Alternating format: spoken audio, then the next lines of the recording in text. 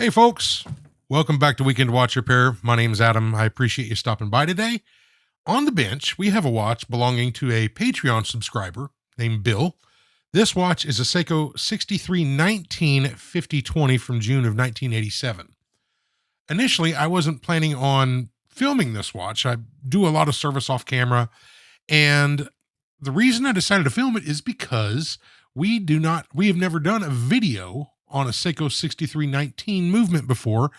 And the idea of, adding that movement to the catalog of videos on YouTube was appealing. So here we are filming it. Bill contacted me about this watch. He said, Adam, I found this watch. I fell in love with it. I love this thing, and I need to get it serviced. And poor Bill, he's been waiting a long time for me to get to this. I try to, take on commission work as I can. But again, this is Weekend Watch Repair. This is not my day job. So I'm a bit slow at getting to it. And there's a lot of people with pending service requests. So Bill's been patiently waiting. But I'm pleased to have this on the bench. And Bill, thank you for sending this in. We're going to do this watch upright and get it serviced and add a new movement to the library on the channel, which is pretty cool. Before we get started, I would like to kindly ask if you would please hit the like and subscribe button. Help the YouTube algorithm gods, promote the channel. Subscribing does have its benefits, as you can see on screen. Pizza does taste 12% better. I have to say not a fact, but that's a fact. Yes, every subscriber does get a free invisible trophy as well. But moving on, we got this watch in and we're just kind of giving it an overview. First thing we want to do is remove the bracelet. And I got to say, at first, and I'll be completely honest with you, at first, I got the watch in, and Bill loves this watch. And I was like, yeah, it's not necessarily my personal taste, but you know what? After this watch grew on me, I love this watch. And additionally, maybe the most comfortable watch, one of these old school watches, that bracelet with the super wide links and the cushion style case, supremely comfortable. And it's just a cool watch. I loved this project, and I hope you enjoy the video. So the case back on this watch doesn't disassemble like a traditional one where the case back unscrews. What we have here, you see those two little inlets on the underside of the case. There's these little springy clips that basically attach that to the case back. And that case back is also the movement holder. It's kind of a mono case, and the top part's really just a cover. So what we're doing is pressing in those spring clips and releasing them from the front cover, thereby separating them. You can kind of see them poking out there now. And I need to give it just a little bit more persuasion, very gently.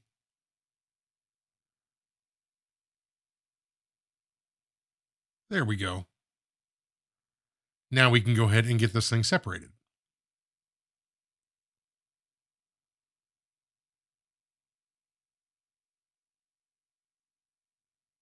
Our crystal just lifts off.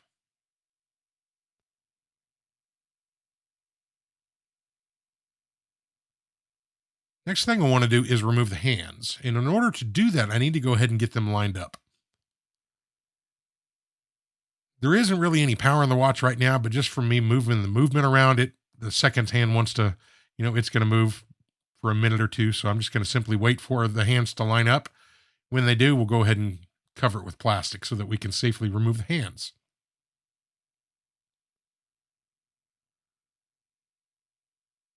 Just being very gentle as we lift the hands up.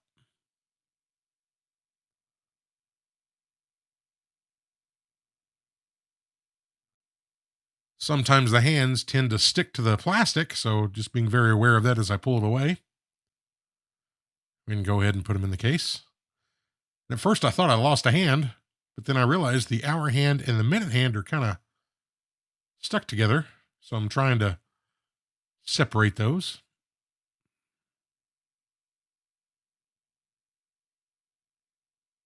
Come on. There. Yep. Okay, good. And they sit at the bottom of this case, and then that little plastic piece there is what we attach the dial to. Once we get it removed, it'll just kind of sit there, and it'll kind of hold it up off the bottom of that little container. So moving on, our crystal gasket, very unique shape. And I'm just trying to be very careful not to tear it or damage it in any way because this gasket can be reused. And although they are available, it's not a simple gasket and it is a bit more expensive than a standard gasket just due to its shape. So I'm just trying to be very careful as we remove it because the intent is to clean and reuse this gasket. There we go. And I just want to see, if any of these marks that are on the dial will come off. The biggest offenders are obviously the little smudge marks above the 6 o'clock text on the dial, and those are in the coating that doesn't lift off. So we'll just leave that there. That little plunger right there is what we depress in order to remove the crown. And I decided to put that footage in before because you kind of have to. I obstruct every camera view in removing it, but you depress that while pulling out the crown, and that does release it. Gasket on that thing has definitely seen the end of its life. And now we can go ahead and separate the movement from this case. And what I really like about this is, due to its design, a lot of the monoblock cases, the single piece cases, typically they're not removed as much. So a lot of times, but not every time, you find movements in better condition when they're housed in those cases because they're not as often opened up and messed with because they're not as easy to get into. But once we remove the dial feet screws, we can lift this dial away. And that white dial spacer around it does just simply separate from the dial. So I pulled that off. Now we can go ahead and put the dial in this dial holder. And I just need to center it up because the lid has a little plastic pin in it and it will just hold that dial dead center and just keep it from moving around. And we'll just put that safely away until we're ready for it again. I want to put this thing on the time grapher. So what I'm going to do is just by turning the ratchet wheel screw, put some wind into this watch, basically a full wind, and we'll put it on the timing machine and see what it looks like. Bill had told me, he said, Adam, the watch, it keeps moderate time. It's a little bit slow, but it keeps okay time. And as we kind of get into disassembly of the video, you'll see that at some point somebody had serviced this watch, and outside of the massive over oiling that they did, not the greatest service. So as you can see here in dial down, we're running significantly slow. Amplitude is atrocious. Beat error is easily correctable. It's not bad. I mean, it's an easy fix to fix that beat error, but you put it in dial up and all of a sudden, it lines up pretty well within, 10, 15 seconds a day, 26, but I mean, it's pretty close. But in basically every other position, it's running horrifically slow. So several things can cause that, but it's way too early to tell in the process what that is. And a lot of times just a good, proper service will fix that. So we'll get into that, but it looks like someone may have just regulated it for dial up and left it. Upon close inspection, I notice I don't like how that hairspring's moving. And then as we go to the side, would you looky here, more hairspring problems. It seems like I have bad luck because the last couple of watches, both on and off camera, I've had to do hairspring work, which I really hate doing. But it looks like at first glance, we have a hairspring problem that we're going to have to address later, and we'll end up seeing what the cause of that is. That oscillating weight screw was ridiculously tight. Go ahead and get that removed.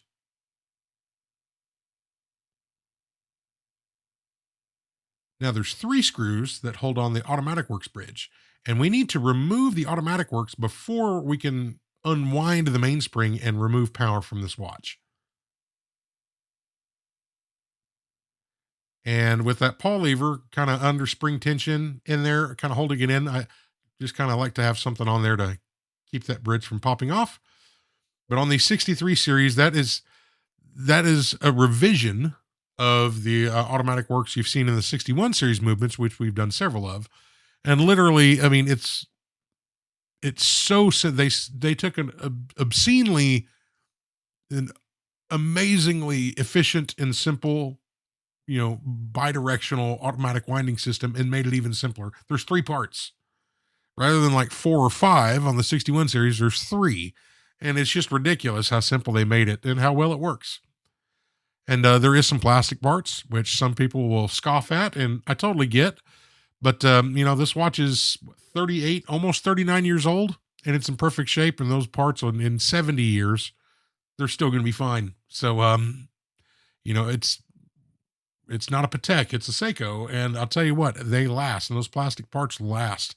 So I'll hand it to them. I have zero issues with the automatic work bridge, that cover plate, or like the Calendar Works plastic parts. Um, if a watch is properly serviced and they're not messed with, then they last for decades upon decades upon decades, as well as a steel part does. So a lot of people, the plastic parts and watches, that's a debate, but I don't have as much issue with it. You can see we have some play in that barrel arbor and a whole lot of grease. It's just oozing out of there. So in talking to Bill, we are going to do a barrel arbor upgrade on this watch.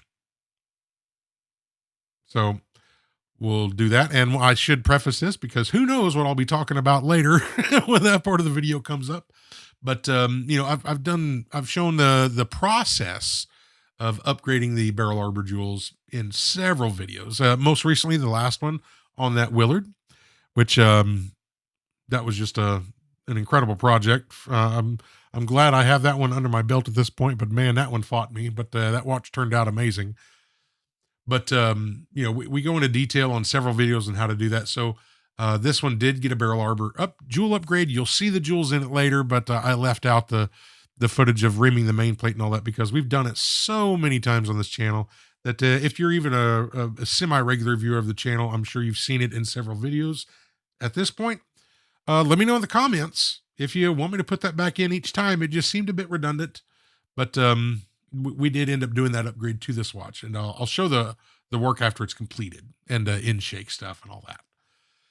But now moving on, we're at the stage of I want to remove these evil, awful, annoying, they like to go flying Diafix springs.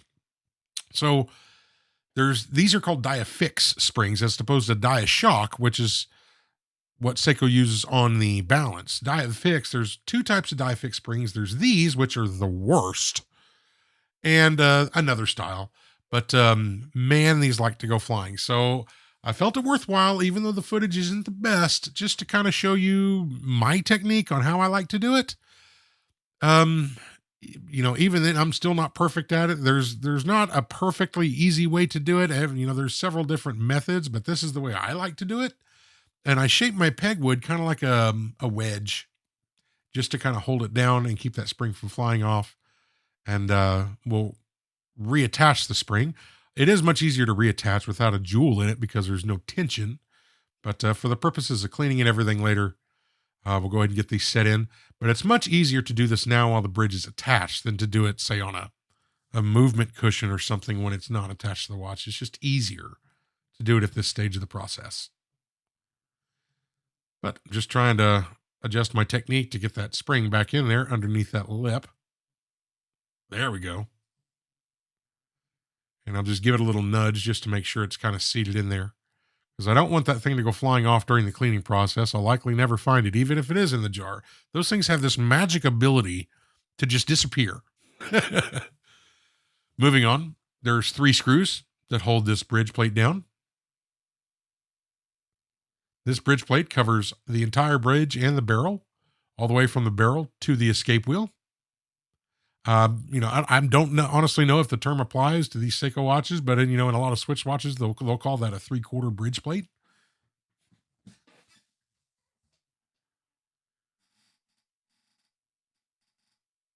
We can go ahead and remove our sliding clutch and our click spring. And you notice on these 63 series movements, those wheels look at the architecture of the movements very similar, strikingly similar to the 61 series movements, which is what this was based on. But the wheels are a little bit different design. You can see there are some slight changes. So this 6319 movement is a 21 jewel, which is based on the 6309, which was they made in 17 jewel and 19 jewel variants. And quick, take a look at the underside of this barrel. Look at all that gunk on that bottom post. And just wait till we open it. They put 50 times the amount of grease they should have in there. But I left the center wheel in and center wheel bridge on because I can't remove that center wheel with the cannon pinion still attached. So we'll do that last, and we'll move over to the dial side of the movement. But yeah, so this watch, with the 6319, they started making that movement in 1984. Google and AI and all that quick searches will tell you it's made in the 70s, but actually they started making these in the 80s, or the 6319 in the 80s. They started making the 6309 in the 70s, but not the 19. But the 6309 was the base movement. It was a day date they made in 17 jewel and 19 jewel variants. There's also 6308, which is a date only 17 jewel. There's this one, which is basically, it is a 6309 with upgraded jewels on the bridge for escape wheel and third wheel. They have cap jewels and all that. And there's, I think the 6309, the 17 jewel has a bushing there. The 19 jewel has a single jewel, but not a cap jewel. Then there's a 6349, which is a 23 jewel, and a 6347, which is that same 23 jewel with a moon phase. So again, several movements, just like the 61 series. Everything on that one was based off that 6105, which is what that Willard had. On the 63 series, it's all basically based off the 6309. These came later in the series, and these were eventually supplemented by the 7S series, by the 7 series, that Seiko made for, well into the 90s. But these are just great workhorse watches, just fantastic. And here we have, a couple plastic parts for the calendar works.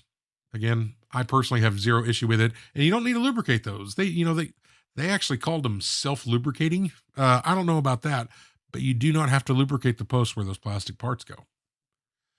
Before we remove our hour wheel, though, we do need to remove this arm that is part of the quick set for the day wheel. That is just that gear that turns that day wheel is just barely on top of the hour wheel. So that needs to come off before we remove our hour wheel. And there's our hour wheel. And the minute wheel kind of popped up when I pulled up that little quick set arm, but there goes that. And this crazy little contraption is an upgrade on the quick set lever for the 61 series you may recognize from some of our previous videos. That's just a revised version for the 63 series movements. Next up is our setting lever spring, and that screw is really on there tight. Go ahead and pull tension off this thing, and I probably should have done that before I removed the screw entirely, but no harm done. We'll go ahead and lift this off and ping it off.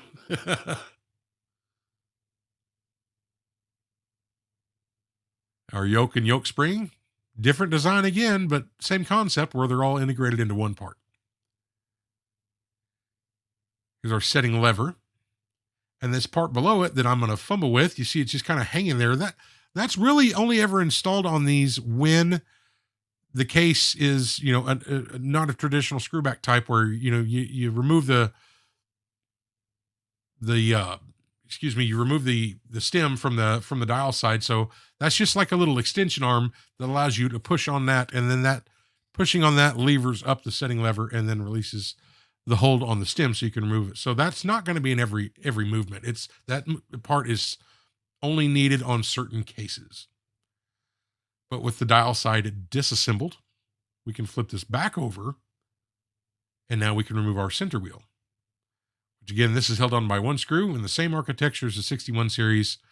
Very similar screw to the pallet fork bridge. That screw there is not going to have a polished head where the ones on the pallet fork bridge will. I guess their thinking was if the screw is visible, if you were looking at the movement, assembled, even out of the case. But if the screw is visible from an assembled movement, they would polish the screw head. But see this plastic cover here on the automatic works? There's 3 little locating posts kind of molded into that. And it's a very odd, it's flexible, but not super flexible. It's a very odd plastic material, but it holds up well. I mean, this watch is almost 40 years old. It's basically perfect. So, and that covers everything. So there's no plate or additional screws or anything. It's just that, and it works perfect. So take a look here. I tried to separate this lid. I wanted to, kind of point this out. I didn't get it separated all the way around. So as I start to remove this, I notice that lid is still kind of pressed in on one. And if I pry it up with my tweezers, I will bend it. And that's an easy way to ruin a barrel. So I put it back on the bench block and make sure that it's popped up all the way around. There it goes. Now it removes without any fear of bending it. Because flattening those is not fun, but take a look at all that gunk inside that barrel. My goodness. And I was probably talking over a lot of the other stuff. If you notice when I pulled off that cover plate on the dial side, the day wheel cover plate, date wheel cover plate, it just, there's just oil all over this watch. Yeah. I mean, that's by a factor of 10 or 20, way too much grease.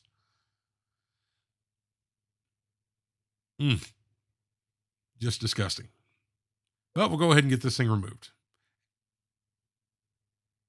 And when I remove these, I think I've said it before, but I like to kind of clear the immediate vicinity of my bench, because every once in a while, I've slipped or something, that springs popped out. It's happened, but I don't want it to hit parts and parts go flying. So, it's just better safe than sorry. But yeah, take a look at all that gunk inside that barrel.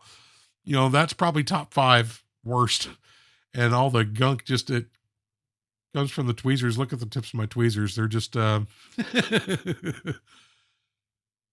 no clean way of handling this.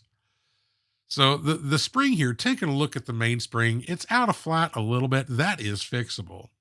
But the spring along its length, you run it between your fingers and you can feel it. This one's extremely bumpy, and the whole spring just feels worn out.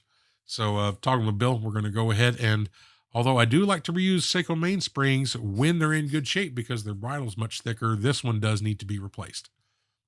But now let's take a look at the movement. And you can see all that grease on the mainspring barrel arbor, or the port there you saw where it just oozed out everywhere. And what you're seeing here is when a watch is over lubricated, all that oil likes to travel. And what happens is when it meets a bridge and a plate screwed together, capillary action will suck that oil and lubrication in between the bridge and the plate, and it'll live there and not be on the part it's supposed to be on. So when you get massive over oiling, you'll see a lot of lubrication between plates that it may not make sense as to why they're there, but that lubrication, if you got too much of it, it likes to travel. And when it gets pulled into, capillary action will hold it when it gets sucked in, in that tiny little space between a bridge and a plate. And that's what you see there.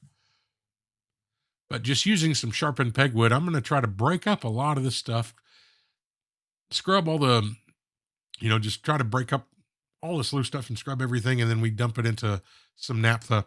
And the keen eye among you, I intentionally didn't mention it, but I missed a part. And I found it right as I was doing this, and I was blowing this off, and I realized there was still a part on this main plate. The setting lever post on these is removable. It is not on the setting lever. So thankfully I didn't lose that before. And that happens to the best and the worst among us all from time to time. I'm not special in that regard.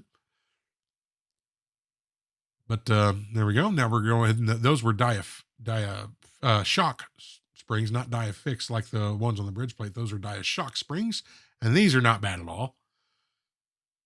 You can see I already removed the balance wheel from the bridge, and we'll show you a reassembly on that, because on the 63 series, that's one of the major changes, is how that thing attaches. And you'll notice we don't have a hairspring stud on this one, but you take a look, our hairspring is flat. And as soon as I basically disassembled the balance and took the balance off of there, the hairspring went back to level. So there was a different issue involved. And we'll kind of show you that. One thing I wanted to point out, I don't like where this terminal curve is sitting. So off camera, I just made these slightest of adjustments. You'll see it later. I don't have the adjustment on camera, but I did fix that. I wanted to show you this here. This is a lesson I learned early in my watch repair journey about how to waste money. So I was working on a 63 series movement years ago, long before the channel, and I needed a balance complete. And I went on eBay and I saw 10 of them for like $25. And I thought, man, that's a good deal. So I bought it. Well, here's what you buy for $25 when you get 10 balances.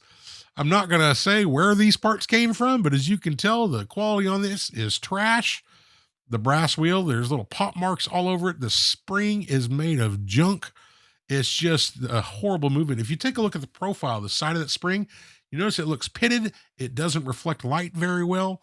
It's just made from like this cheaper pot metal for the hairspring. It's just terrible. Now, if we compare that to a Seiko part, as you can see, I've already fixed that terminal curve. The brass is a lot finer. You can actually see on the other side of the movement, you can see machining marks where they balance it. Yep, see where I fixed that terminal curve.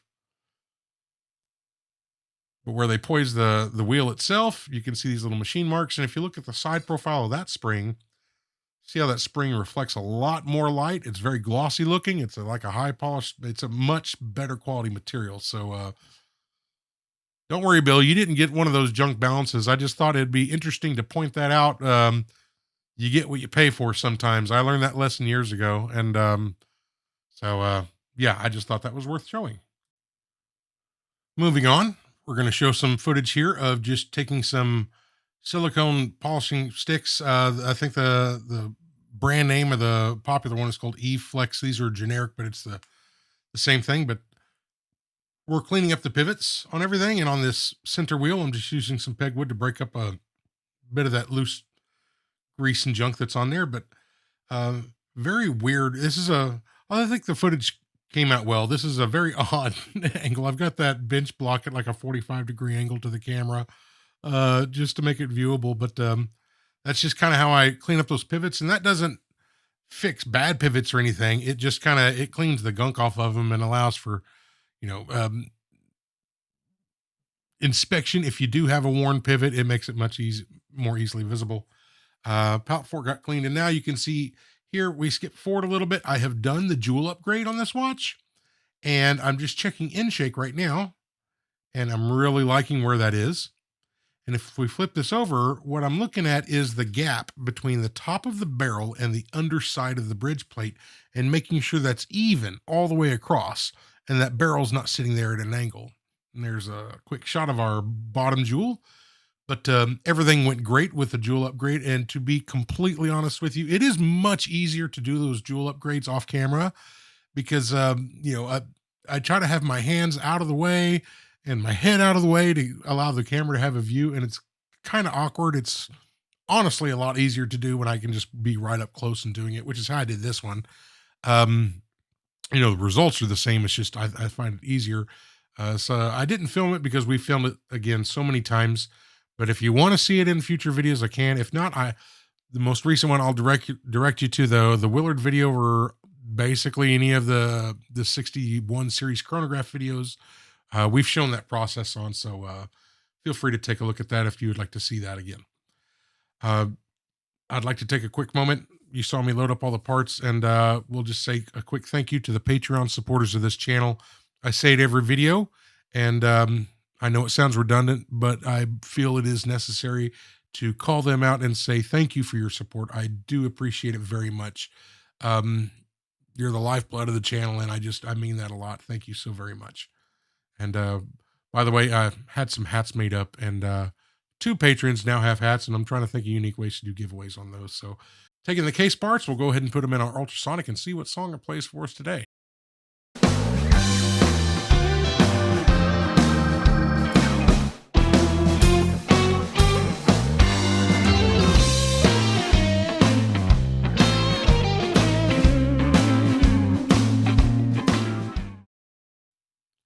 All right. I wouldn't have mind hearing more of that. As a 20 plus year wannabe guitar player. I can get on some blues. So moving on, I haven't shown this part in a while. So what we have here is a jar of one dip, and I've already pre-cleaned the balance jewels, and we'll go ahead and we're soaking them in one dip, and that is a chemical solution, pretty potent, but does a great job of cleaning that stuff and dries very fast. That stuff evaporates super fast. But here you can watch me screw up oiling a jewel. That's what happens when I screw up. So that's gonna go back into the one dip, and we'll try, round number two. And some folks have recently asked me if I stopped using my automatic oiler, and I haven't. It's just a couple of people left comments on earlier videos too, and you're like, hey, can you show the other way? They don't have an automatic oiler. So I just kind of started doing it again, and so there's really no rhyme or reason to it. I just show it this way because that's the way, it's the way everyone starts out, and it's the way most people still do it. So I did both balance jewels, and now we're reassembling the balance. And so what you'll notice here, since there is no hairspring stud on these 63 series movements, it's kind of a clamp system. So getting it between the regulating pins and getting it in there correctly with that clamp. And what we see here, we'll zoom in. The end of the hairspring needs to be at the end, or that left side of that regulating arm. That's the length we need to set this at. So that's how those things are assembled and, produced to the hairspring, for the hairspring to be at that length. So we get that in, we'll close our pin. And this is very awkward for me, kind of the angle I'm doing this and trying to film it, but I'm going to screw in this hairspring stud, or the hairspring clamp screw rather, what would normally be a stud screw. And I finish it up off camera. It's just very, very awkward at this angle, but we'll get that snug. Reattach this to the balance, and now we can go ahead and drop in our balance jewels. And we'll only show this one side. This is obviously the rear side of the movement. We're doing the bridge. The other side of the main plate for the dial side is going to be this exact same process. So we have our cap jewel and chatone all pre-lubricated dropped in. We drop in our die shock spring, and we'll just simply rotate it around until all three of those little tips are underneath the lip. Come on. There we go. And then OCD requires us to line this up. Just like that. But with the hairspring properly clamped in and all that, you can see we do not have a bend anymore. So my best guess was that this was just improperly assembled at some point in its life in the past.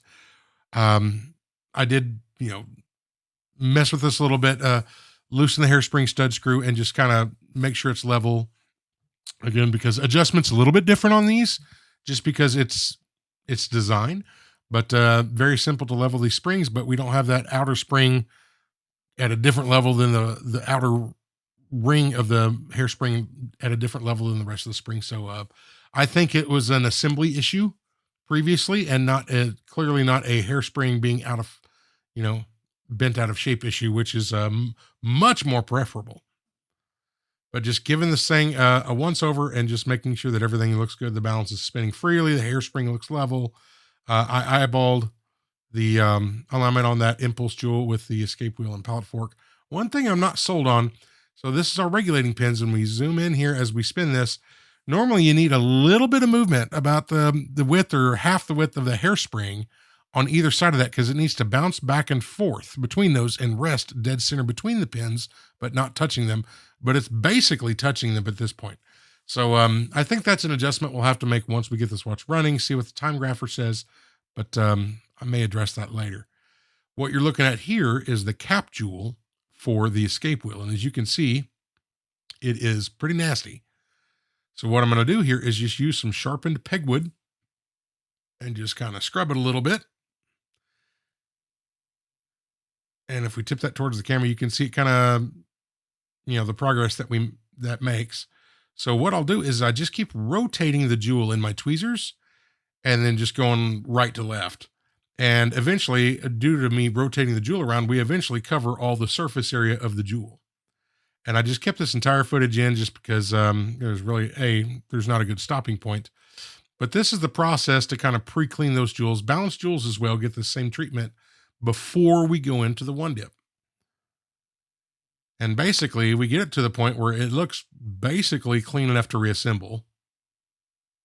Just like that. And then we put it in the one dip, and that will remove any residue from the Rodico or any, little flakes left over from the pegwood. But now comes the horrible part. So, I should point out, we're installing these dry. So there's no lubrication on that jewel right now. If you're not going to oil it like I do later, normally you would put oil on that jewel and then put it into place in that setting with the oil already on it. And that gets very difficult. It is so easy to disturb that oil drop and basically ruin your work, and you have to start all over. So to avoid scratching anything, I'm trying to use plastic tools here in pegwood to get that back in. We got the spring back in. I'm trying to clean up a little bit of stuff that was remaining after I used my tools. But just a thorough smash with some Rodico takes care of all that nonsense. So both jewels on the bridge got that same treatment, and I'm sorry for obstructing the view, but I'm going to use an automatic oiler to oil these jewels from the backside. And you don't even need an automatic oiler to do this. You can use, they make a tool with just a tiny little stub on there, but a lot of people have taken like a balance staff and shoved it into the to the end of pegwood. But you put a drop of oil on the backside of the jewel and just use that little post to push it through into the setting, and that works as well. Moving on, we're applying some braking grease. So I put little dabs like this about every 90 degrees on that barrel. And then what I'm going to do is I'm going to thin this out along the barrel wall, because when we install our mainspring, if we just kind of have it in a blob, it sits so far off the wall that mainspring will push it down onto the base of the barrel. And that's what we don't want. We want all that grease to remain on the walls. So we thin it out as much as we can. But we have our replacement mainspring here, and we are going to install this by first pushing in the section of the spring that has the end of the bridle. As long as that goes in first, the rest of it is much less temperamental. Although I'll be honest, that's one of the most nerve-wracking parts for me of anything next to hairspring work, is doing that, because I don't want to take a brand new mainspring and have it violently spring out of that holder. But that went in just fine. We lubricated that bottom post, and now we're putting in our arbor and giving it a quick turn once it's in to make sure the eyelet of that spring is hooked onto the arbor, which it is. And that is some HP 1300 for the top post, and that's going to be where the barrel lid rotates around on that. Now we can move this over and put in this little tool and pop that cap on. And for the OCD among you, here you go. Very satisfying. And I'll just do a quick visual inspection on that to make sure that lid is flush all the way around, which it is. So we can move on to assembly. Beginning with the center wheel, some HP 1300 lubricates the bottom post of that center wheel.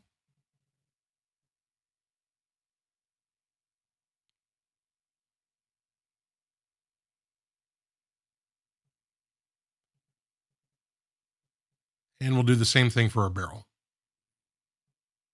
And again, you can lubricate that center wheel from the dial side of the movement. You can also lubricate that post for the mainspring barrel as well. I just do it this way.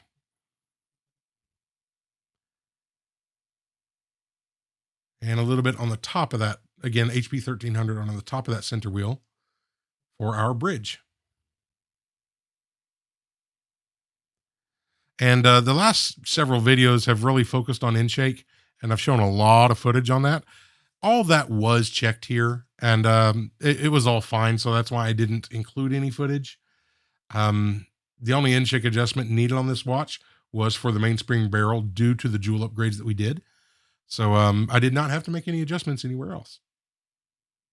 But our escape wheel goes in, and our third wheel goes in. Definitely had them more trouble, a lot more difficult than that. That one dropped in place pretty nicely. A little bit of 90-10 on that bottom post for the fourth wheel, and we can drop that into place. And once it's down, I just want to make sure that the teeth on that are engaging correctly with the escape wheel. So I'm just going to make a tiny adjustment right there. And now our click spring can go in. If we move that to the outside of that little lip on the main plate, it gives us room to go ahead and install our bridge.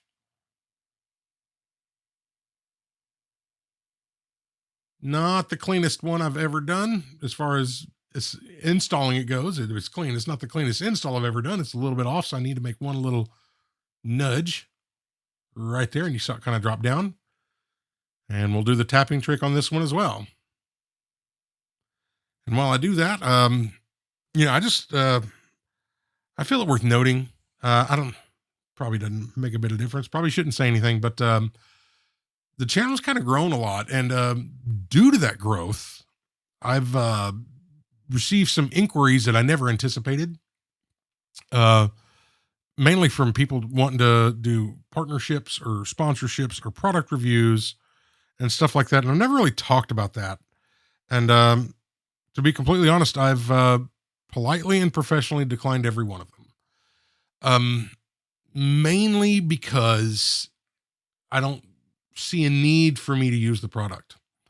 One of them I've got a lot of from several different companies is for those digital microscopes. And I won't name any companies.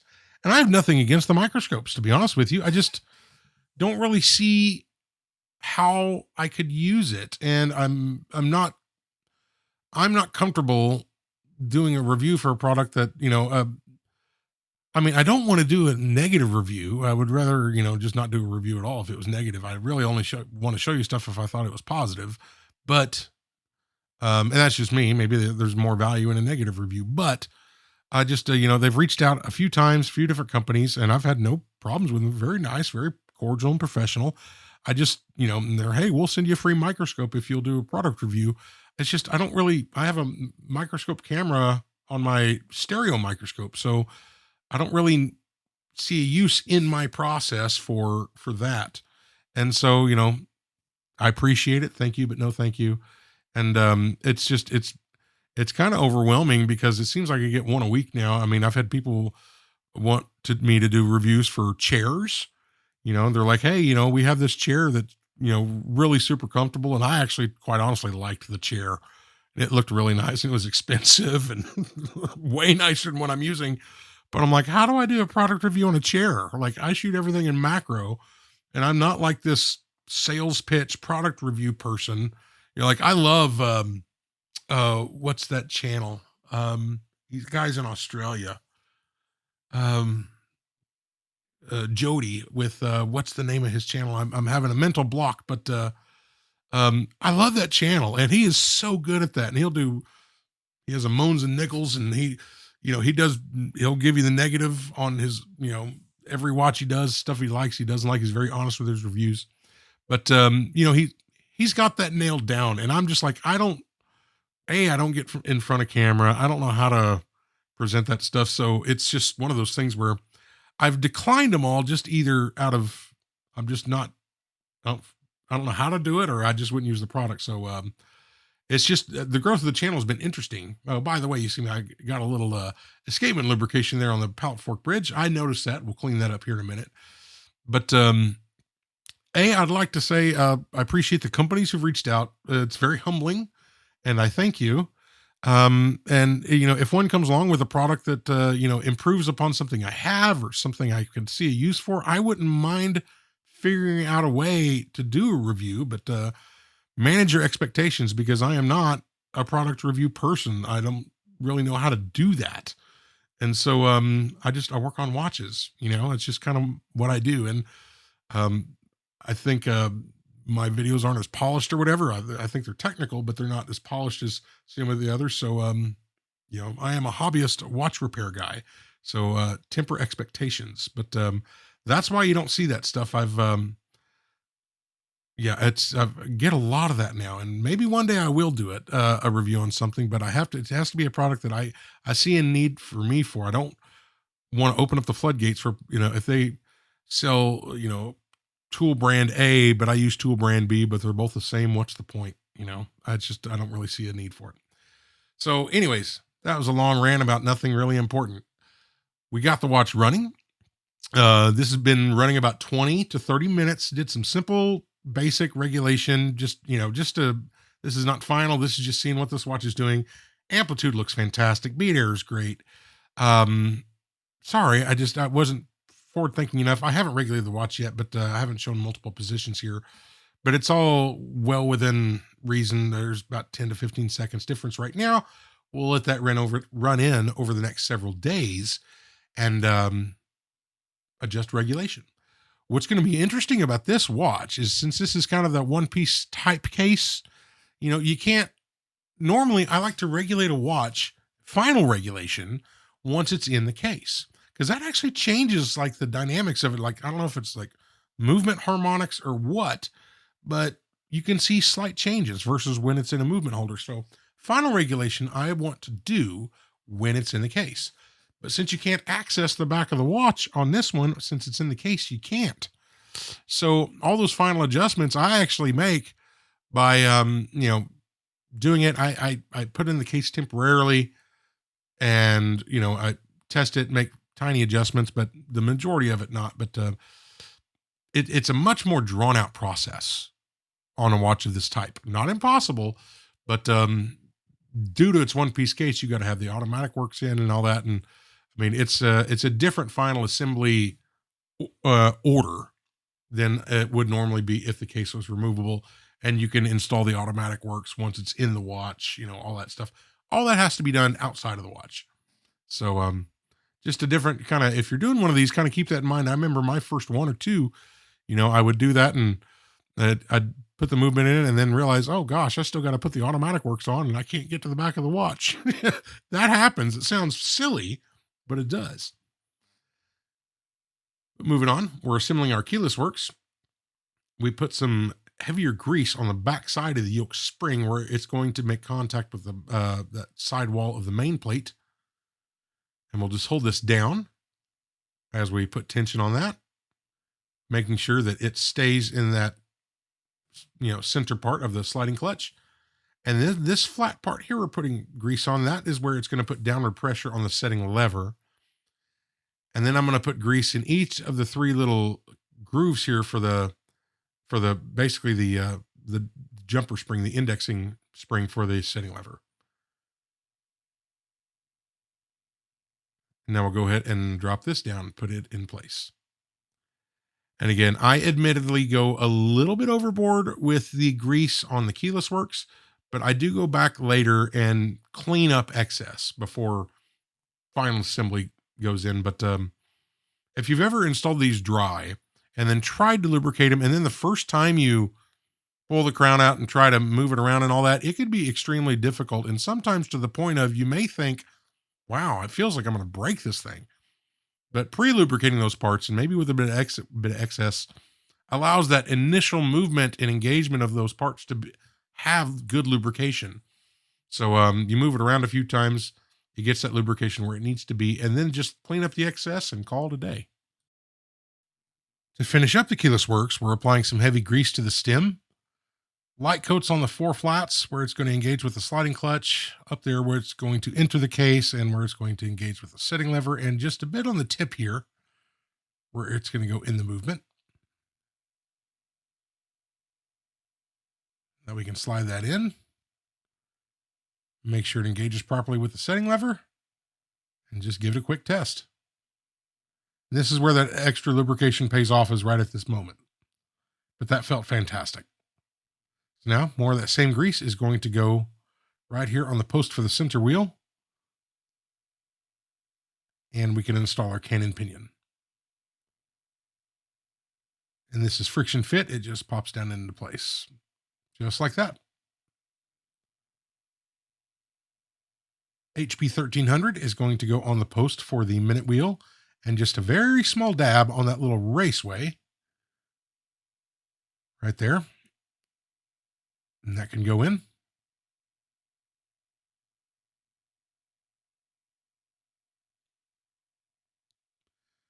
And we can move forward with our calendar works. And you notice we're not lubricating the posts here for the calendar works, because With these plastic parts, we do not need to, and the manual specifically calls for no lubrication on these posts. And while I'm thinking about it, it doesn't really fit with where we're at assembling this video, but I want to take a quick moment to let the patrons know I owe you all a video. And I know a private video just for Patreon members. Um, a little backstory real quick. So I made a post in humor. A friend of mine made a joke to me about something, and real quick, I should point out, this little, the intermediate setting lever wheel for the calendar works I just installed. If you'll notice later, kind of moving it around, it kind of pops up a little bit, but I do notice it. But before we put our hour wheel on, I need to rotate the day driving wheel around where it gives clearance, and we can put that hour wheel into place. Now it sits down fully. And if you notice right there, it kind of like that wheel is kind of just sitting up, just kind of on its own. I'll notice that here in a minute when I go to test, and you'll see me fix it. So, a friend of mine was just joking with me, and he doesn't do watch repair, but he knows I have the channel. And he was, you ever get a movement that you just can't fix and you're struggling with or frustrated by? And I was like, well, yeah, especially at first. Sure. Of course. Struggling with still to this day, of course. But there are some that, when you first start working on watches, I think I worked on 4 or 5 before I got one to run when I first started. And, I still have those. And he was just, making a joke about fun ways of destroying those. And so it got me thinking, and, I took a photo of, something based on a suggestion he had in jest, and I put it on Patreon, and, got some laughs. And, one person had said, he made another suggestion, and, he talking about, crushing an old movement in a hydraulic press. And I was like, wait a minute, I've got a 20-ton H-frame hydraulic press, about, 30 or 40 feet away from my workbench. That would be fun. Never thought of that. And so, he had said, well, that's got to happen. And I'm like, well, yeah, you're right. It does. So, I went through my old, my old bin of junk projects from back in the day, and I found this Vostok I bought for like $20. And, it was missing some vital components. I couldn't even start the project because, it was just one of those things where you get burned on an eBay purchase years ago. And, so I just, for some reason, I still have that watch, and I was like, well, this will make a good case. It's a complete watch in the case and all that. And so I posted a picture on there, and, kind of in joking, but I'm like, this actually does need to happen. Whether it turns out good or not, I have no idea. It's not an automatic press. It's a pump type, but, putting that in a 20-ton press, might be fun to see. So, and it'll be therapeutic for me. So Patreon members, I have not forgotten. I have just been ridiculously busy with work and, working on the video. I felt it more important to work on this video rather than that one. But I have not forgotten, and eventually it will happen. I will do it, and I will post it. So, thank you for the suggestion, and, thank you for the cheap therapy also, for the patrons. A good call on that. I'm looking forward to it. So I haven't forgotten. I will do that video for y'all. Moving on. So, we got the rest of that assembled, and we're installing our day wheel. And admitting I was way off where I placed that, but just kind of adjusting it a little bit to get it into place. Just kind of holding this down and pulling back that jumper spring. And now we can put on our cover plate. And that needs to index in 2 different spots on that main plate. Admittedly, it's pretty tight, which is not a bad thing. But there we go. That gets put into place, and that's held on by 3 screws. So we just get those 3 tightened up. And there's one more cover plate on this side.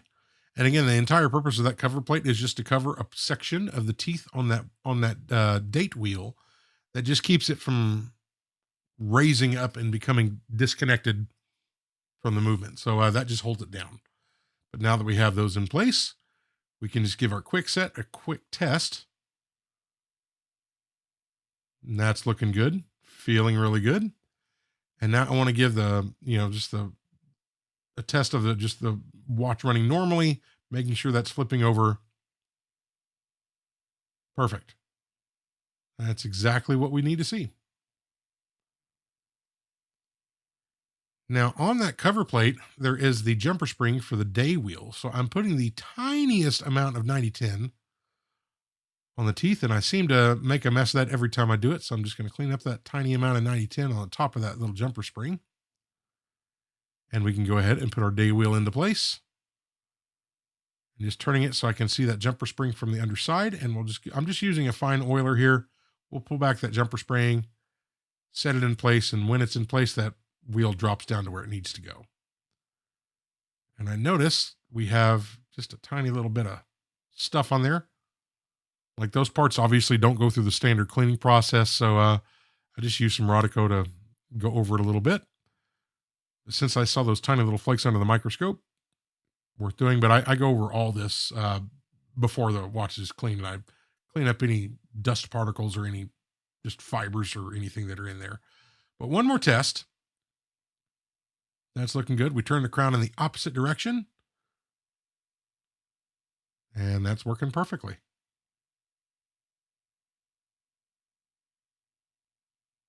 Awesome.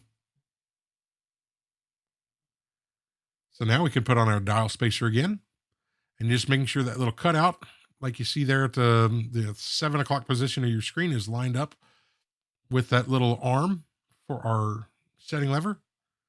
That's just the relief cut. So you can press down that arm to remove the stem and our dial can go back on. And just one more time. And it's been a while at this point since I messed with the dial. So I'm just going to go over it a bit again with Rodico. I don't remember which of these, most of these pieces that you see here, aren't lifting off, but anything that can lift off, we will take care of. And now we'll go ahead and tighten our dial feet screws. And that what that does is when that screw is tightened, it squeezes onto that dial foot and just holds it in place. Now the hands, and the hands were, the hour hand specifically was an adventure. So I'm pressing this on. And again, when I film these, it's an awkward angle for me. And I'm actually watching this from a monitor, but I noticed this hand is not really going down even. And you can hear me. Yeah, that was my thought process.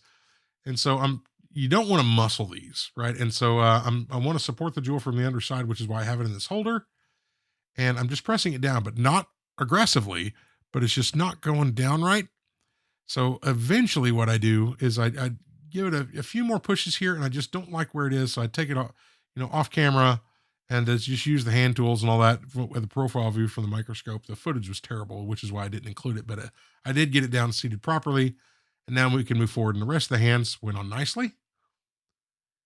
Minute hand went on perfect. And our seconds hand.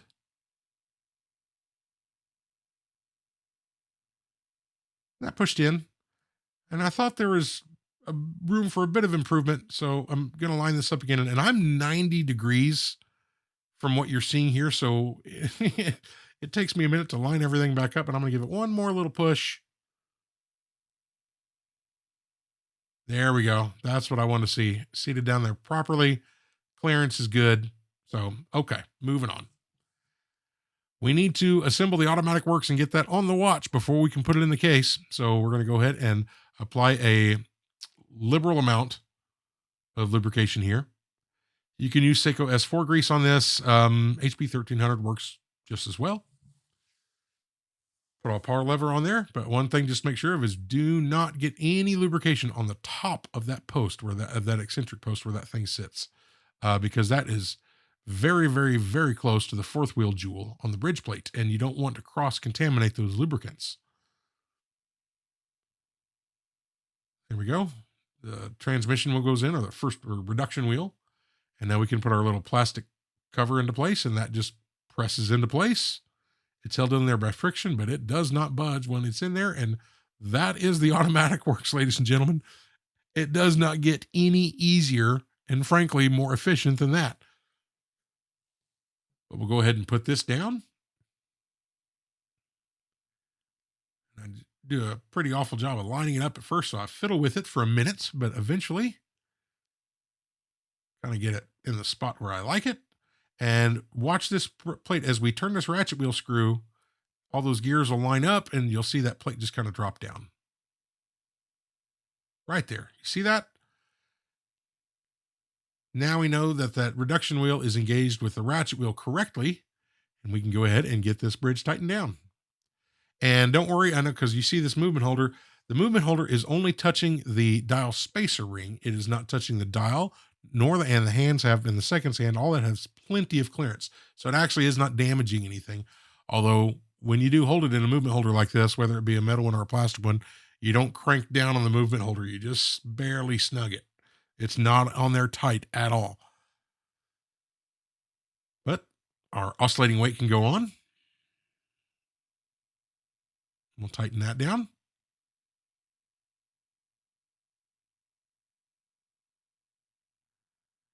And I want to put a little bit of lubrication here on the sides of this reduction wheel where it's going to engage with the pawl lever. And we'll just give this thing a test and make sure. And I mean, the bearing's in great shape. There's really no in play on it. Nothing's rubbing. Automatic Works is working in both directions. So that's great. Moving on to the crystal. Talking with Bill, when you have the watch on your wrist, the crystal did not look bad. But obviously, if you get up close and see how the light reflects off of it, there's a ton of little marks on this crystal. And I said, we can source a replacement. I actually, in my just pile of Seiko parts, I actually had a correct crystal for this. But Bill said, no, let's see if we can reuse the original crystal. So challenge accepted. And what I like to do when there's a ton of little marks here, and it's really easy to overdo this, but I'm using a stitched cotton mop and some red Dialux, which is the softest, and not a very high speed on the polishing wheel, but just extremely lightly. And I'm just a little bit. It's so easy to overdo this. But this will get rid of, you could spend 20 seconds on this wheel or spend 45 minutes with Polywatch. And this gets you very even results. And like this gets you 90% of the way. And so I'm just, you saw how little I did that. And I'm just trying to reflect the light off of it for the camera. You can see a little bit of the paste there, but that does an amazing job of getting most of the scratches out evenly. But it is a bear to clean all that compound off. It takes a while. But this is right after that and a thorough cleaning. And you can see where we're at. We're not done with this, but you can see where we were versus where we are. That's drastic in 20 or 30 seconds of work and then 15 minutes of cleaning. Now we're going to go to the Polywatch. And I'll show you one round of this. And there was several rounds. But I went nuts on this, and I went on the back side because there was just a few tiny little marks on the back side of the crystal for however they got there.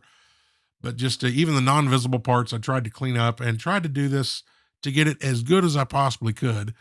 And, the time and labor involved in doing this was much more than just simply replacing the crystal. But if we didn't have one available, this is the results we got with the original one. And there is one tiny little mark, and you can't even see it until like one of these little light rays come across it. But right around the 5 o'clock mark, it's like a little horizontal scratch. Like it's just so minute. There's no way you can tell. But that crystal, I would say, looks 98% new. But that is the same crystal you saw in the beginning. So pretty pleased with how that came out.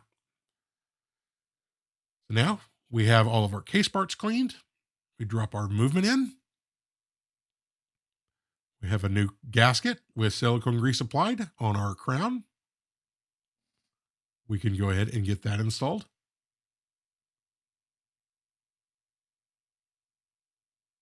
Just giving it a quick test just to make sure it's in there correctly. Perfect.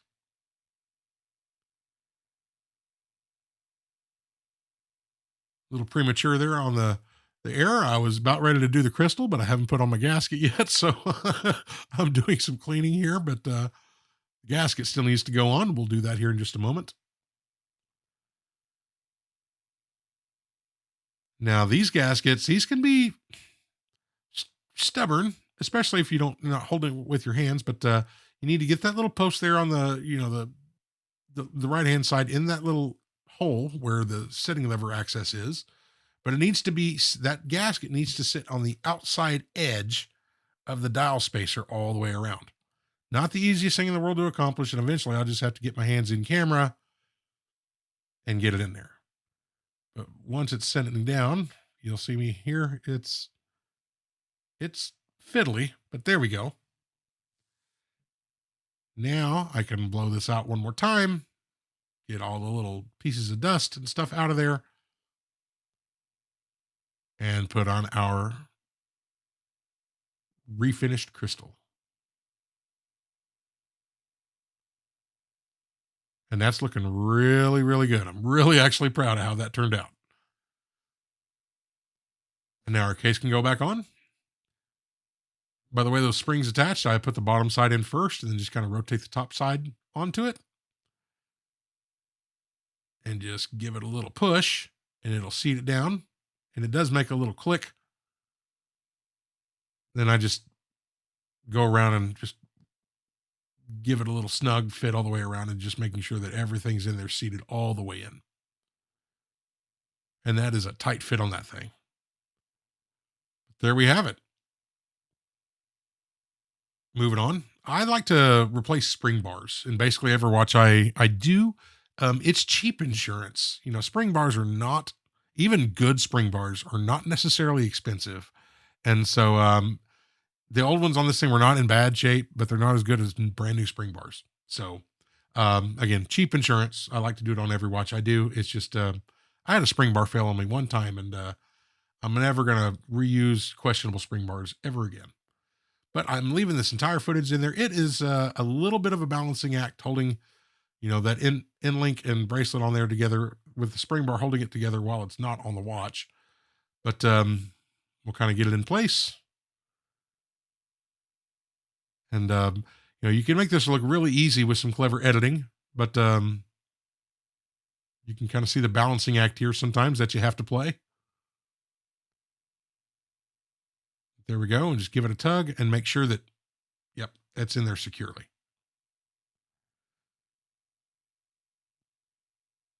One more time on the other side. And rather than make you watch that whole process again, you know, we just edit it here. Here's the end of it. Fiddling with that spring bar. Now it goes in where it needs to be. Beautiful. And yeah, I told Bill, you know, I was like, I'm not set up for gold plating, but he, you know, he was like, no, I just want the case cleaned, the bracelet thoroughly cleaned. Just keep it in its worn, you know, condition, because someone really loved this watch, and Bill does too. So we're keeping that as is. And I really like the shape of this watch. I may need to find one of these case styles, but giving it a test one more time. Quick set. Looks good. I want to check the rollover and see where it is. And if I remember right, I had to, had to go around again. So we'll see where it stops. As long as it's within 5 to 10 minutes, we're good. But that's about 3 minutes past midnight. And it was good to start too. So we didn't really have any issues in the beginning with that. So rollover looks great. And I just want to kind of show, you know, Bill, since this is your watch, you know, you see it in person, but because you actually have the watch at this point that I'm doing this. He received the watch a few days ago, but everything got clean in there. We obviously went over this with pegwood. I'm trying to show the back side of that bracelet clasp here, but everything got pegwooded out before it went into the ultrasonic and everything. And so it is clean inside and out. Really, really comfortable watch, actually. Quite surprised by that. I wasn't expecting it, but I could wear that watch daily. But here we are in the time grapher. Final regulation has been completed.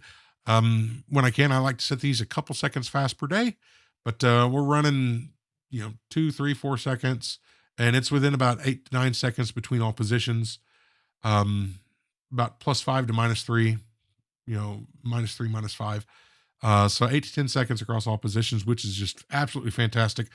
By multitudes, well within spec from original factory settings. So extremely pleased with this watch. It's just running like a sewing machine, and just killer. So again, really happy with this project. Something different, a new movement for the channel. Thank you to Bill for your patience and you know, just, you knew it was going to take a while for me to get to it, but I told you I would, and we finally got to it. And I thank you for trusting me with your watch. It means a lot. Thank you to the new patron members of the channel, Stephen, Ross, Tudor, Jason, Van, Kelly, and Sydney. I appreciate y'all very much, and I do mean that. I don't know how, something more eloquent to say than thank you, but seriously, thank you. Um, Ladies and gentlemen, thank you for watching. I hope you enjoyed the video. Hope you enjoyed seeing the new movement, listening to my banter. Hopefully it wasn't too boring. If you wouldn't mind, I would really appreciate it if you like and subscribe to the channel. It does mean a lot. It promotes the channel, and I really would appreciate it. Thank you. Shameless plug one last time. This is the last one. I do have an Instagram page. I don't know how to work, but try to engage with folks there. You can see what we're working on. But ladies and gentlemen, that is the watch. I certainly appreciate you stopping by. Hope you enjoyed it. The next watch is not going to be a Seiko. It is sitting on my bench, and we're going to get it started on it real soon. So until then, take care of yourselves and each other, and we'll see you soon. Bye.